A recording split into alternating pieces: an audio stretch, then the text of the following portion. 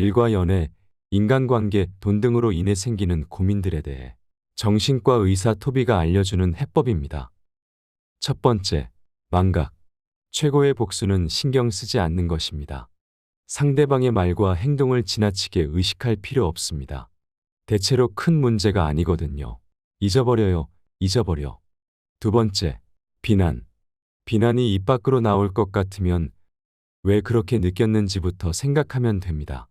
그러면 다른 사람을 공격하지 않고도 이성적으로 상황을 바라볼 수 있습니다.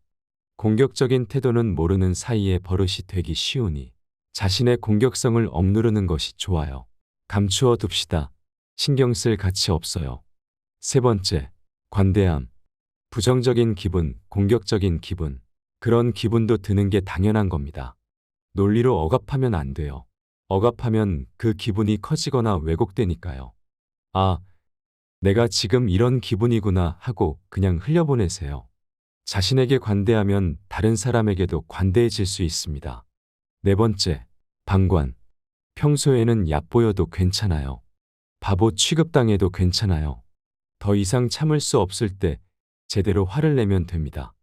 얕보거나 바보 취급하는 사람은 스스로 약한 사람입니다.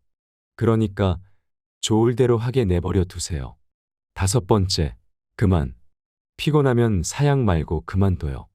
과로로 계속할 수 없게 되는 것보다 훨씬 좋으니까요. 그만두면 불만을 말하는 사람도 생기지만 그 사람은 당신이 계속 진행할 수 있는지 아닌지를 생각하지 않았을 겁니다. 당신을 쉬게 만드는 건 당신이 결정할 일입니다. 여섯 번째, 의욕.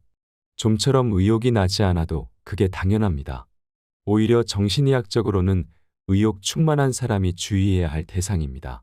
자제가 안 되고 나중에 반항할 위험도 있으니까요. 싫어, 하고 싶은 마음이 안 들어라며 해야 할 일을 하는 것, 이게 보통의 방식입니다. 일곱 번째, 조심. 공격적인 사람을 알아보는 방법은 무엇일까요? 말과 행동이 신경 쓰이는 사람, 뾰족한 사람, 왠지 피곤한 사람들이 있습니다. 그러니 정체가 분명하지 않더라도 그런 느낌이 든다면 조심해야 합니다. 여덟 번째, 화제. 자기 이야기를 하는 사람은 주의해야 할 대상입니다. 기본적으로 자기 이야기는 할 필요가 없어요. 물어보면 대답하세요. 스스로 나는 말이야 하며 거들먹거려선 안 됩니다. 내가 어떻게 보일지는 상대방이 결정할 일이지 내가 결정할 일이 아닙니다. 무엇보다 문제는 상대방이 나에 관한 이야깃거리를 좋아하는지 아닌지 모른다는 점입니다. 아홉 번째, 압박. 다른 사람들의 압박에 쉽게 굴복하는 사람은 간혹 손해를 보는 경우가 있습니다. 다른 사람들이 압박을 주는 이유는 그들에게 이익이 있기 때문이에요. 냉정하게 생각하면 그들의 목적이 불편하기 때문에 압박을 주는 것이에요. 강한 압박을 받았을 때는 천천히 멈춰서 잠시 생각해 보세요. 상대방이 당신을 진심으로 생각하고 있다면 충분히 이해할 때까지 기다려줄 거예요. 열 번째, 삶. 사는 것은 등산과는 다릅니다. 거기에 산이 있어도 오르지 않아도 됩니다. 삶은 등산과는 다른 것이에요. 등산에서는 안 해도 될 일이 생기기도 하지만 삶에선 당신이 원하는 대로 살면 됩니다. 꽃을 따거나 나비를 쫓거나 누워서 쉬거나 김밥을 먹거나 할 수 있어요. 삶은 즐겁게 살아도 된다는 거죠. 11번째, 입버릇. 앵이라는 입버릇은 그만두는 편이 좋습니다. 공격적이고 상대를 무시하는 듯한 인상을 줍니다. 단 한마디지만 그것만으로 상대가 이야기하기 어려운 상대라고 생각할지도 모릅니다. 악의가 없더라도 오히려 그럴 경우 더욱 사람 간의 관계에 방해가 될 수 있으므로 이 입버릇은 고치는 게 좋겠죠. 12번째, 포기. 포기는 타협이 아닙니다. 포기한다는 선택지를 용기 있게 선택했을 뿐이에요. 선택했다는 것은 전진한다는 겁니다. 당신은 최선을 다했으니 충분히 열심히 했어요. 13번째, 애정. 사람을 계속 좋아하기 위해서는 만나는 시간을 즐거운 시간으로 만드세요. 상대에게 짜증 내거나 지치기 전에 떠나는 겁니다. 좋아한다고 해서 매일 함께하는 것도 좋지 않아요. 애정이란 꽤 단순한 면도 있어서 만날 때마다 싫은 기분이 들면 상대방에게 잘못이 없어도 싫어져 버리니까요. 14번째, 그릇을 넓히세요. 상대방에게 분노가 끓어오를 때는 나는 똑같은 행동을 지금까지 한 번도 해본 적 없나? 하고 스스로 물어보세요. 누구나 저지를 수 있는 일임을 알게 되면 어쩔 수 없지, 다음부터 조심해 하는 정도의 화만 날 것입니다. 그것은 굳이 화낼 필요 없는 가짜 분노입니다. 그래도 남는 분노가 진짜 분노입니다. 진짜 분노에만 화를 내세요. 15번째, 반복. 매일 반복되는 일상에 지칠 때 내 인생 이래도 괜찮을까? 라고 생각하는 건 자연스러운 일이죠. 바로 그 반복되는 일상이야말로 인생이에요. 매일 화려하게 여러 가지 일을 하는 유명인은 많지만 실제로는 그들도 나름의 생활 패턴이 매일 반복되고 있을 뿐이에요. 반복 속에서 가치를 찾아보세요. 16번째, 운세.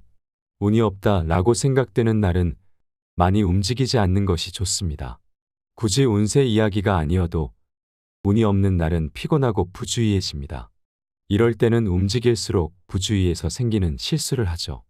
그러니 너무 움직이지 않는 게 좋습니다. 17번째, 불필요.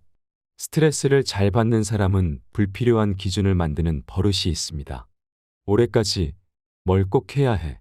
A는 이런 사람 아니면 안 돼. 휴일에는 꼭 외출해야 해. 나도 모르게 굳이 만들지 않아도 될 기준을 많이 만든 거 아닐까요? 그 목표가 정말 필요한 것인지 생각해 보세요. 18번째, 여유. 너무 바쁘더라도 집에 돌아와서 단지 잠만 자는 삶은 피로감을 불러올 수 있어요. 가능한 한 1시간 이상은 자기 전에 뒹굴거리는 시간을 만드는 것이 좋습니다. 이 1시간의 여유가 마음을 건강하게 만드니까요. 19번째, 인정. 자기 인정 욕구는 자신을 스스로 인정할 수 있다면 완벽하게 해결됩니다. 타인에게 인정받으려고 하다 보니 괴로워지거나 번거롭게 됩니다. 해결 방법은 무언가에 열중하는 겁니다. 20번째, 멀리. 싫은 일이 있을 때는 시점을 멀리 가져가면 좋습니다. 특히 사소한 것이라는 사실을 알고 있을 때는 더욱이요. 예를 들어 조금 전 직장에서 혼나 풀이 죽어 있다면 5년 후의 자신을 상상해 봅시다. 아마 별 상관없이 잘하고 있거나 이런 일이 있었던 것조차 잊고 있을 거예요. 21번째, 기준. 모두가 좋다고 생각하는 것이 좋은 것은 아니에요. 모두가 나쁘다고 생각하는 것이 나쁜 것은 아니에요. 언제나 자신의 기준을 마음에 두고 자신의 눈으로 보세요. 지금은 정보가 너무 많아서 오히려 자신의 기준이 필요한 때예요. 22번째, 음미. 그 순간은 다시 얻을 수 없는 것이에요. 똑같은 일을 하고 있어도 그 사람하고만, 그 시절에만, 그 순간에만 맛볼 수 있는 분위기라는 게 있어요. 우리는 한 번밖에 얻을 수 없는 값진 순간들을 계속해서 받으면서 살아가고 있어요. 현재 이 순간을 음미하며 값지게 생각하며 살아가는 것도 중요해요. 사는 것은 등산과는 다릅니다. 거기에 산이 있어도 오르지 않아도 됩니다. 삶은 등산과는 다른 것이에요. 삶에선 당신이 원하는 대로 살면 됩니다. 꽃을 따거나 나비를 쫓거나 누워서 쉬거나 김밥을 먹거나 할 수 있어요. 23번째, 지속성. 아무리 기운을 내고 집중하더라도 지속하지 않으면 의미가 없다. 일이든 공부든 지치지 않고 계속해서 하는 것이 중요하다. 쓸모없는 데에 에너지를 소모하지 말고 할 일에 집중하자. 24번째, 사이. 직장 내 동료와의 인간관계, 스트레스를 줄이는 방법은 침범할 수 없는 적당한 거리를 두고 사귀는 것이다. 흔히들 말하는 약한 연결고리를 말하는 건가? 하긴 요즘 같은 세상에서는 오래 두고 깊이 사귄 사람을 찾기가 어렵긴 하다. 약한 연결고리라면 내가 상처받는 일도 크지 않을 것 같다. 25번째, 친절. 자신에게 엄격하고 타인에게 친절하면 지쳐버리고 자신에게는 친절하고 타인에게는 엄격하면 갈등이 생길 거예요. 그러면 어떻게 살아야 할까? 저자는 자신과 타인 모두에게 친절하라고 말한다. 쉽진 않겠지? 26번째, 중단. 답을 내야 하는데 바로 답이 떠오르지 않을 때는 중단하세요. 컨디션이나 타이밍에 따라 바로 결정할 수 있는 일도 결단하지 못하는 경우가 있다. 그럴 땐 버텨도 결국 후회하게 된다. 저자는 5분 만에 답이 나오지 않는 고민은 일단 중지하라고 말한다. 어쩌면 바로 그 순간이기 때문에 답이 나오지 않을 수도 있다는 것을 알아야겠다. 한 걸음 떨어져서 보거나 잠깐 쉬었다가 들여다보자. 의외로 정답은 쉽게 찾아질지도 모른다. 27번째. 뜻대로. 뜻대로 안 된다는 건 멋진 일입니다. 뭐라고? 그건 바로 우리가 소원이나 희망을 품을 수 있다는 뜻이기 때문이란다. 만약 모든 게 뜻대로 된다면 현실이나 꿈이나 뭐가 다르겠는가라고. 그런가? 그래도 소심한 나는 현실이 꿈이고 꿈이 현실이었으면 한다. 28번째. 슬럼프. 뭘 해도 잘 안 되는 시기를 슬럼프라고 한다. 저자는 이런 슬럼프 시기가 곧 번데기 시기라고 말한다. 방법을 바꾸거나 새로운 것을 만들어내는 시기이기 때문이다. 번데기는 움직이지 않지만 안에서는 다이나믹한 변화가 생기고 나중에는 나비가 될 것이다. 고민은 제로가 될 수 있을까? 살다 보면 수많은 선택의 기로에 선다. 나에게 주어진 선택의 시간, 선택을 위한 고민의 시간이 의미 없는 시간이라고 생각하지는 않는다.